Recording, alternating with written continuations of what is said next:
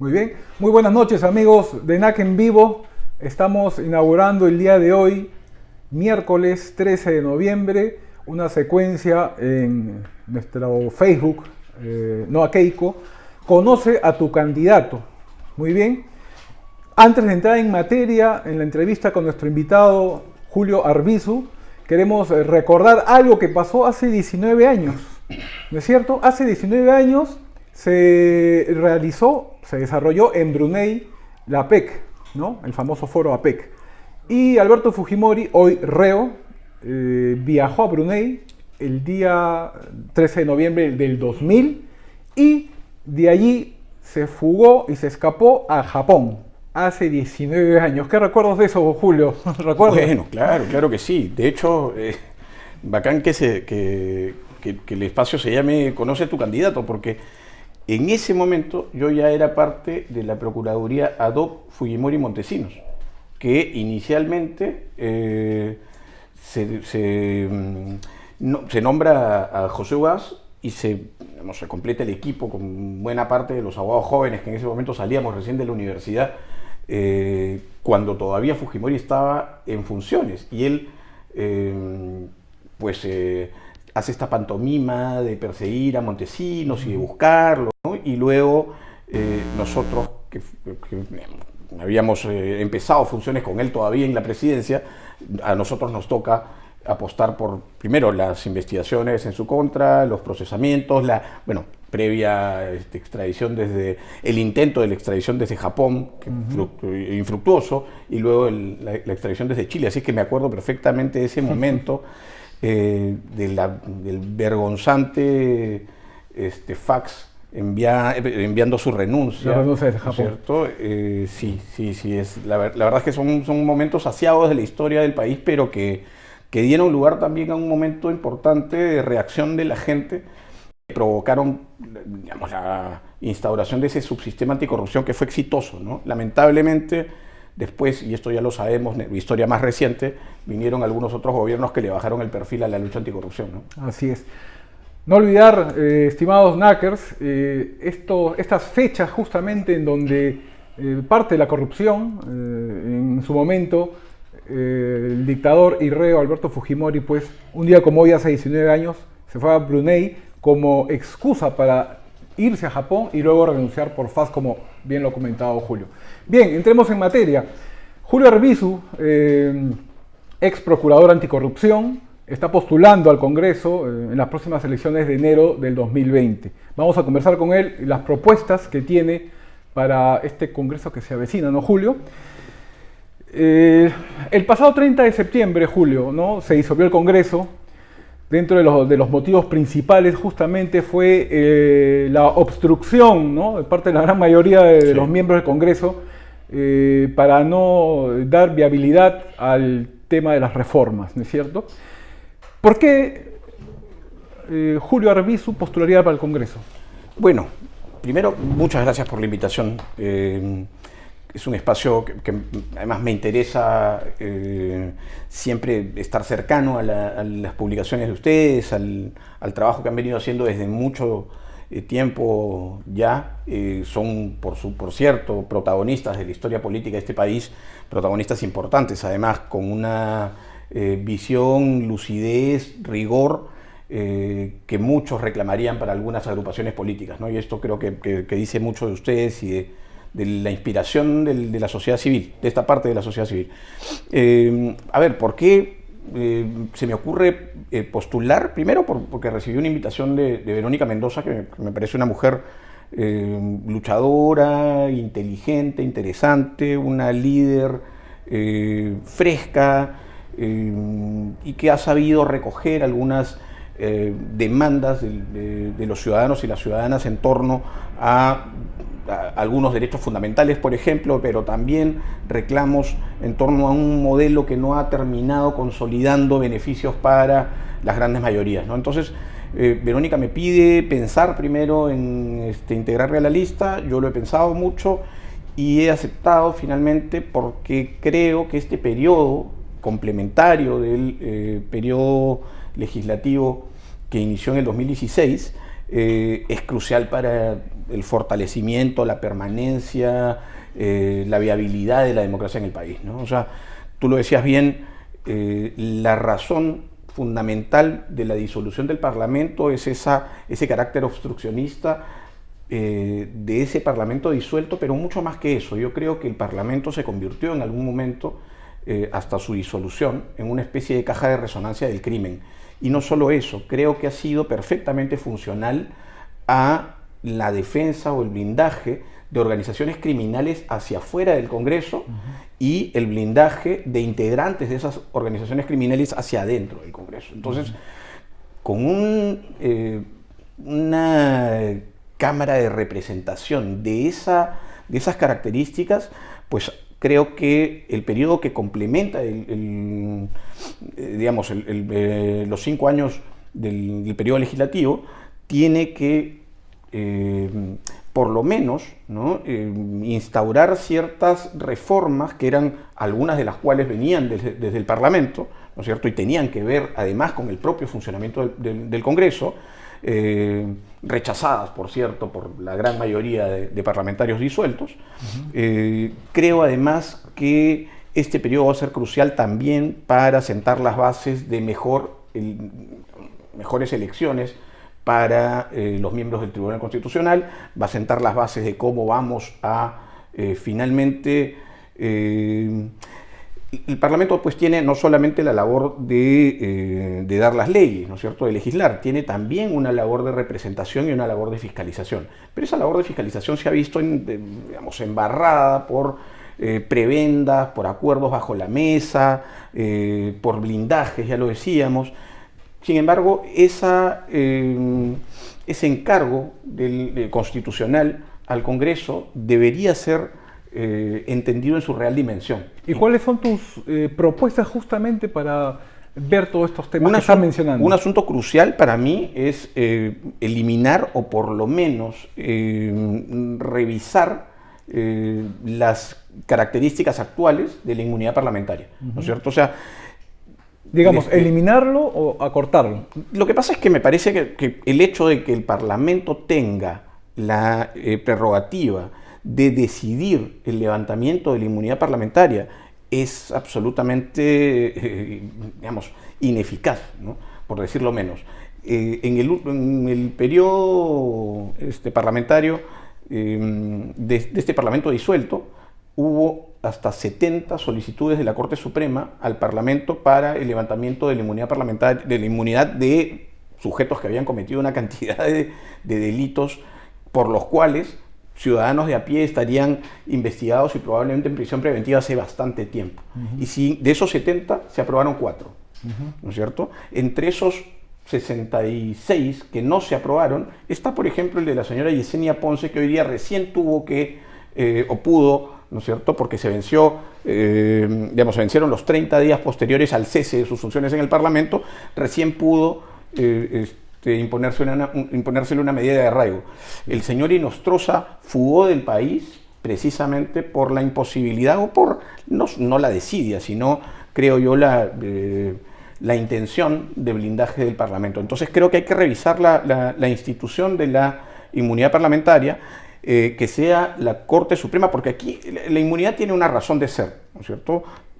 Protege a algunos altos funcionarios de la posibilidad de verse enfrentados a denuncias maliciosas o persecución política de plano, ¿no es cierto? Pero eso perfectamente puede ser analizado por el Poder Judicial, ¿no?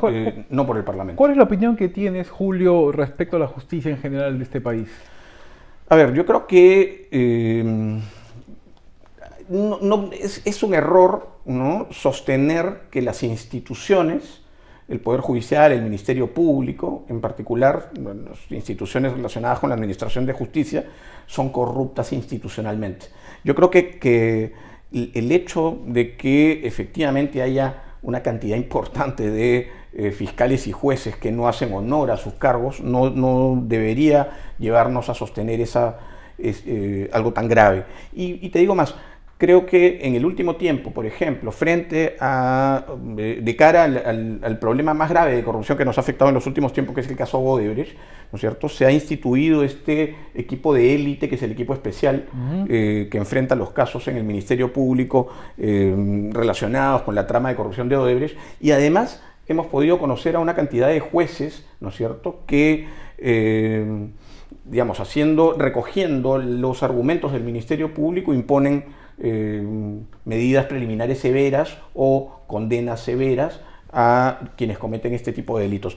Yo creo que o sea, estos equipos de élite, digamos, formados para hacer frente a problemas de dimensiones insospechadas, como el caso Odebrecht, o en su momento el grupo, la organización criminal de Fujimori y Montesinos, son las mejores estrategias para ese combate ocasional, ¿no es cierto? Ese combate que tiene que ser frontal, que tiene que ser muy riguroso, pero digamos, falta todavía, y creo que esa es la gran deuda del Estado, una reforma integral del sistema de justicia, ¿no es cierto? Que no solamente mire los problemas ocasionales, sino que apunte definitivamente a mejorar la carrera fiscal y la carrera judicial. Así es. Mencionaste el tema de la inmunidad como parte del plan de tu trabajo en el caso llegues al Congreso. ¿Qué otro, aparte de ello? Otra cosa que a mí me parece fundamental es la transparencia de acceso a la información pública, que es también una herramienta de combate a la corrupción. Digamos, afinar la ley de transparencia y acceso a la información pública, que tiene algunos vacíos. Hay que, digamos, por ejemplo, en términos de candidatear a cargos de representación, me parece que quienes quieran tener, por ejemplo, un escaño en el Parlamento, y esto yo lo voy a soltar además como una idea, deberían no solamente hacer una declaración jurada como manda la ley hoy, sino una declaración jurada absolutamente amplia que incluya, entre otras cosas, la posibilidad de tener conflictos de intereses. Si tú te das una vuelta por el Pleno del Congreso cualquier jueves, te vas a dar cuenta que más allá de los asesores que acompañan a cada uno de los parlamentarios en el hemiciclo, hay unas personas que pululan por el hall de los pasos perdidos o el mismo hemiciclo, y uno dice, ¿quiénes son? ¿Estos sujetos quiénes son? Y no son otros que lobistas que van hasta el mismo Pleno del Congreso a hablar con los congresistas directamente o con sus asesores. Esto no puede seguir ocurriendo, ¿no es cierto? Si un parlamentario tiene algún tipo de relación con estas personas, entonces habría que saber cuáles van a ser sus decisiones, cuáles van a ser sus votos, ¿no es cierto?, en relación a temas que se van poniendo en las agendas del Pleno, ¿no? Yo me imagino que tu decisión, en la cual has comentado que has meditado mucho en ello, tienes que haber pensado de repente, por eso va la pregunta, que parte de tus principios tiene que estar, digamos, muy cercanos a los de Juntos por el Perú. ¿Por qué postular y aceptar la invitación de Juntos por el Perú? Yo creo principalmente que la de Juntos por el Perú es una apuesta por efectivamente una renovación de cuadros. Si se dan cuenta, básicamente el grueso de las listas en los distintos departamentos o en las regiones de Juntos por el Perú incluyen gente muy joven. Hay, por supuesto, además, en todos los casos, listas paritarias, mujeres y hombres, además alternadas, que fue además otro rechazo del Parlamento, ¿no es cierto?, frente a algo tan elemental como la paridad y la alternancia.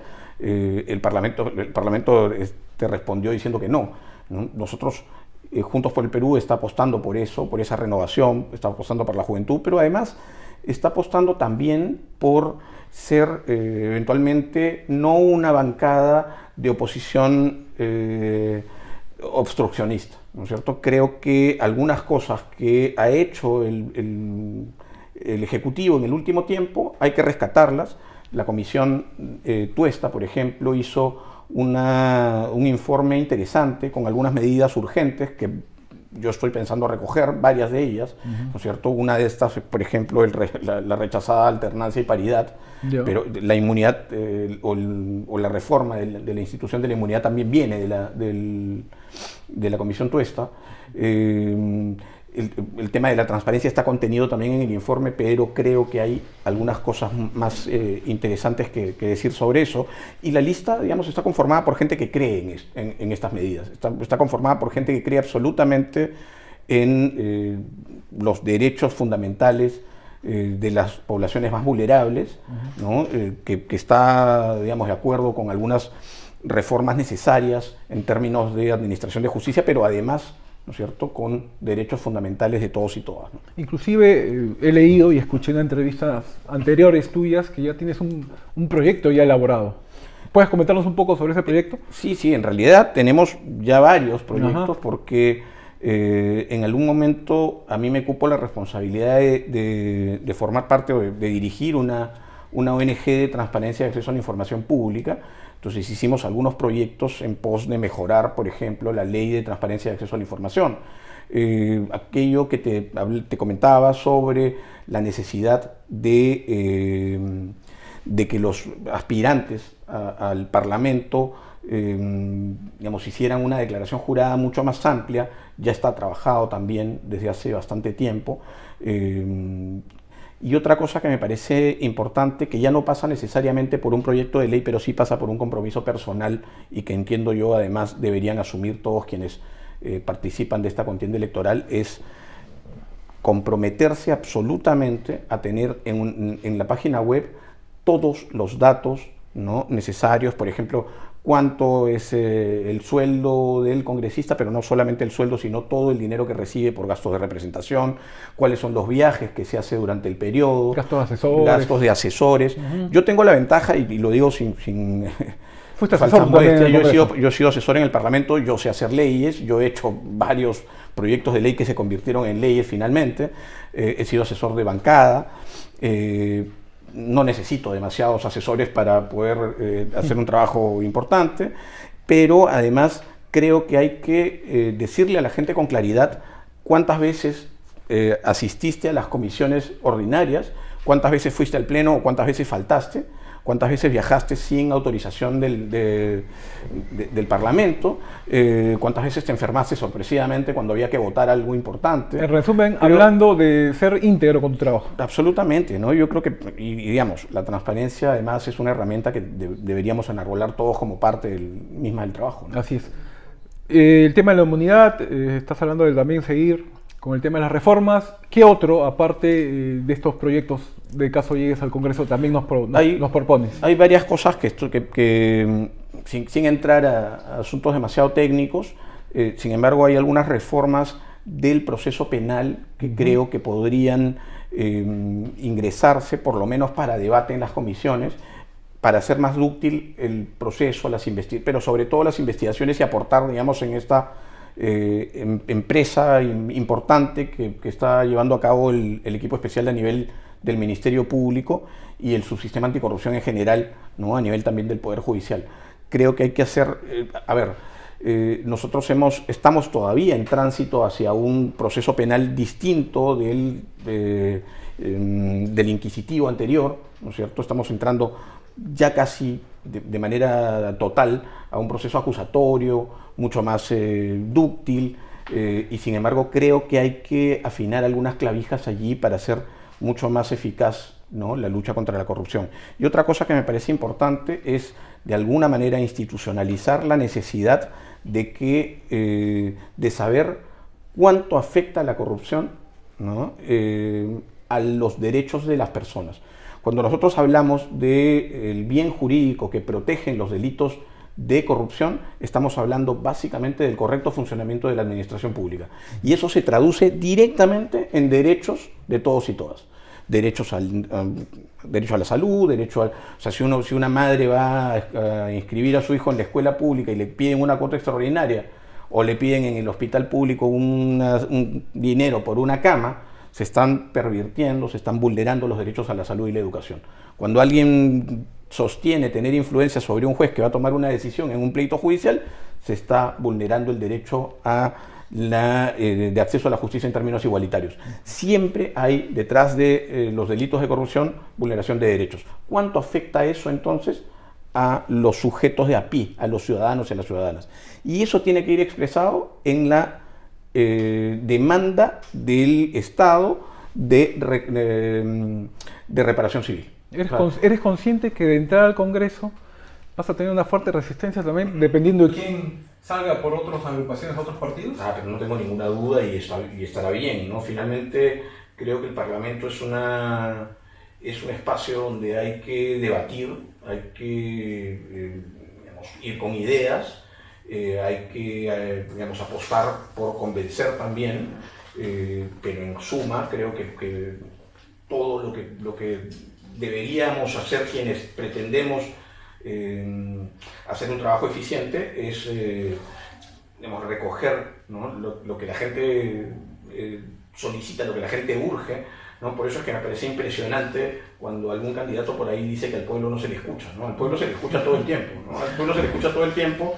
El pueblo además está representado en el Parlamento, ¿no? No es que el pueblo y el Parlamento sea una entelequia ajena a la ciudadanía. La ciudadanía puso ahí a estos sujetos y la ciudadanía además los tiene que escudriñar y, como decía O'Donnell, tiene que ejercer una rendición de cuentas. Ya los puso ahí, por lo menos lo que debería hacer, ya les confió su representación. Lo mínimo que tiene que hacer es fiscalizarlos y verificar que lo que le dijeron que iban a hacer, pues lo hacen. De entrar al Congreso, Julio Arbizu, el tema de Chávarri y Cuellos Blancos. No, yo creo que, hay varias cosas ahí que el Congreso saliente, el Congreso disuelto, permitió, ¿no? Entre otras cosas, por ejemplo, no permitir que el señor Chávarri fuese investigado y juzgado como integrante de una organización criminal. O sea, esa es la tesis del Ministerio Público y además los elementos de convicción actuales del Ministerio Público van en consonancia absolutamente con su inclusión como investigado, ¿no? en estos temas, en los temas, digamos, de los cuellos blancos del Callao, ¿no? Entonces, creo que hay que tomar nuevamente, ¿no? El toro por las astas. De hecho, me estaba olvidando de una propuesta importante, ¿no es cierto?, que tiene que ver además con esa conducta de los congresistas, conducta que ha permitido, entre otras cosas, por ejemplo, que Chávarri pase limpio casi y siga integrando la Junta, la Junta de Fiscales Supremos, ¿no es cierto?, y que tenga además una correlación importante que le permita, entre otras cosas, amenazar a los fiscales del equipo especial, ¿no es cierto? Pues bien, la Comisión de Ética, que está encargada de ver la idoneidad, ¿no?, del ejercicio funcional de los parlamentarios, debería estar fuera del Congreso. O sea, no tiene ningún sentido, como no tiene sentido, por ejemplo, que los órganos de control en el Ministerio Público y en el Poder Judicial estén dentro, como no tiene sentido que la Inspectoría de la Policía esté dentro de la Policía, porque sabes que siempre te va a tocar un amigo policía que te va a ayudar, y cuando tú pases por allí, pues tendrás esa ayuda también, ¿no es cierto? Es un toma y daca. Exactamente lo mismo ocurre en el Parlamento. O sea, la Comisión de Ética se ha convertido en la práctica en el espacio de blindaje por excelencia, ¿no? Y creo que hay que corregir eso. Ese es otro proyecto que creo que es urgente, sacar a la Comisión de Ética del Parlamento y que sean otras personas ajenas a los parlamentarios quienes evalúen la conducta ética de estos, ¿no? Pero me preguntabas por Chávarri y los cuellos blancos. Bueno, sí, hay que, en los casos que sea necesario, las denuncias constitucionales correspondientes. Hay que, por supuesto, reactivar la subcomisión de acusaciones constitucionales cuanto antes, es urgente. El caso de la señora León, por ejemplo, llama a gritos, ¿no?, la necesidad de tener una subcomisión de acusaciones constitucionales que pueda tramitar inmediatamente una denuncia constitucional si fuera el caso, ¿no? Y hay una cantidad de casos que se han quedado sin resolver y que tienen que ser responsabilidad del próximo Parlamento. Muy bien, Julio, te agradecemos por tu tiempo en venir y contarnos un poco de tus proyectos de cara a las elecciones de enero próximo. Tú vas por Juntos por el Perú, ¿con qué número? Vamos con el 5 de Juntos por el Perú, JP. Así es que, bueno, yo creo que te lo dije ahora, te lo dije en entrevista, yo no digo cosas que no voy a cumplir. A mí lo que digo, y digo poco porque además tenemos un periodo parlamentario muy corto, no puedo prometer cosas que no voy a poder hacer más allá de ese año y medio que tiene el periodo, pero me comprometo absolutamente a cumplir cada cosa que digo, que anuncio y que digo llevar al Parlamento. Así que vamos con el 5 de JP, de Juntos por el Perú. Muchas gracias, Julio. Gracias. Amigos de NAC en vivo, el próximo miércoles nos vemos en otra transmisión con otros candidatos. Hasta la próxima.